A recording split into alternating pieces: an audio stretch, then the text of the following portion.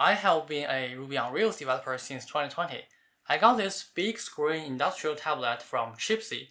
I asked myself, can I run a Ruby on Rails server on this tablet and hopefully maybe run an Android app that only has a Webview to visit localhost to make it feel more like a native app, even though I don't know how to develop Android APKs? The answer is yes. This is an industrial fanless Android tablet. It has a CPU like the ones in Raspberry Pis, but made by another Chinese company named Rockchip. It also supports GPIO and other industrial features like passive cooling, VESA mounting, serial ports, CAN bus, Wi-Fi, and Ethernet, to name a few. All the magic about software happens because of Termux.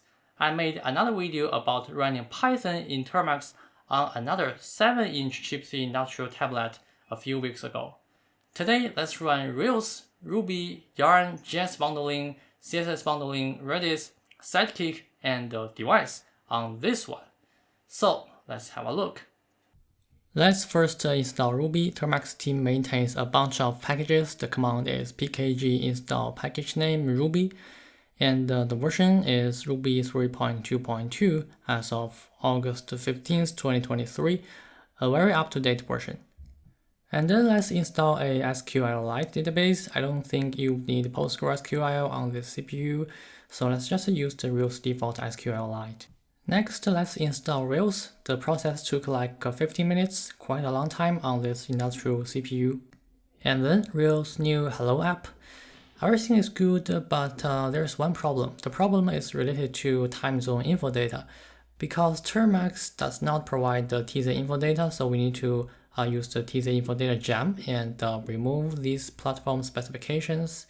Because the process stopped in between, we need to bundle again and invoke the turbo install and import map install script manually. The next time you may also use a Rails new template so that everything will be smooth. Okay, let's Rails S to start our Rails server. But before going to our Chipsee tablet, I would prefer to quickly throw up a React Native Webview app using Expo. Let the Webview point at 127.0.0.1 on port 3000, such that we have a more app-like feel than a web browser. Then let's look at our Chipsee tablet. I opened the Expo Android app after a few loading, and great, we are on Rails.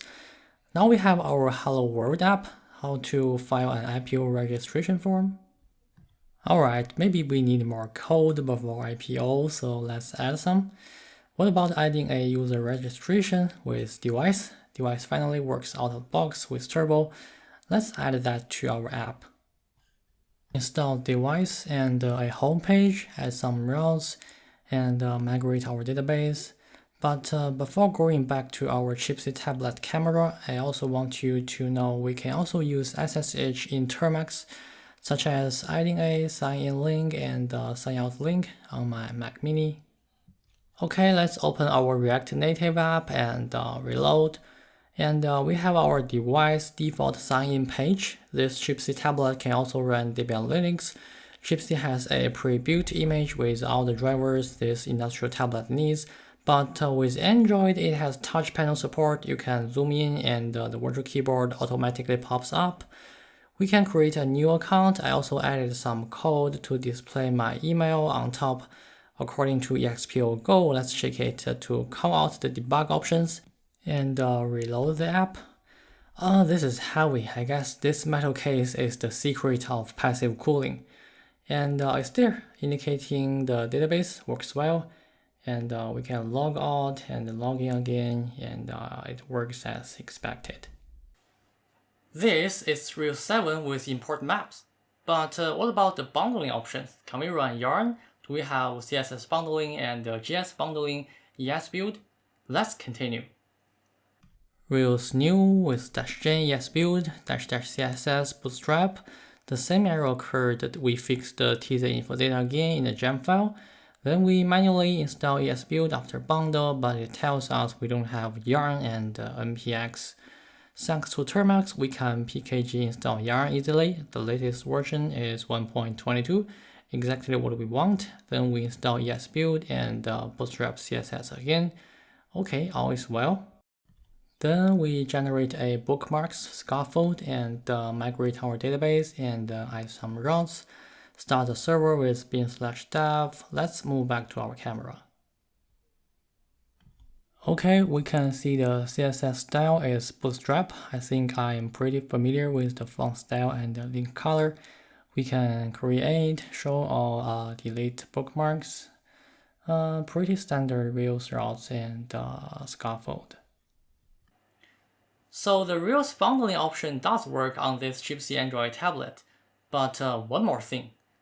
Does it run Redis or even Sidekiq? Let's continue. Let's add Sidekiq to our app with bundle add Sidekiq. But when we run Sidekiq, it tells us we don't have Redis yet. Thanks again to Termux, we can install Redis with pkg install Redis and start the Redis server in background, then start our app again. It now runs a Rails server, JS and CSS processors, and a Sidekiq process. Let's check the Sidekiq dashboard. I have added a link here. Cool, now that we have Sidekiq and Redis working for our app on this Chipsee Android tablet. So this is our lab for today. I think as a Rails developer, we can not only build things for the web. After this experiment, we can now also build for those industrial devices. And I think this is a great option for making a human-machine interface like those big screen advertisement machines or ticket and reservation machines in the transport stations and in the hospitals. Because in my opinion, building with web technology is much easier than on those embedded devices because we have a lot of super nice backend and UI libraries. And this Android tablet also has those GPIO and serial ports when you need to attach like a fingerprint reader or a barcode scanner or maybe a temperature sensor. Even if you don't know how to control them with Ruby, you can always find a Python script for them and use Flask to build a web server and let Rails query the sensors API.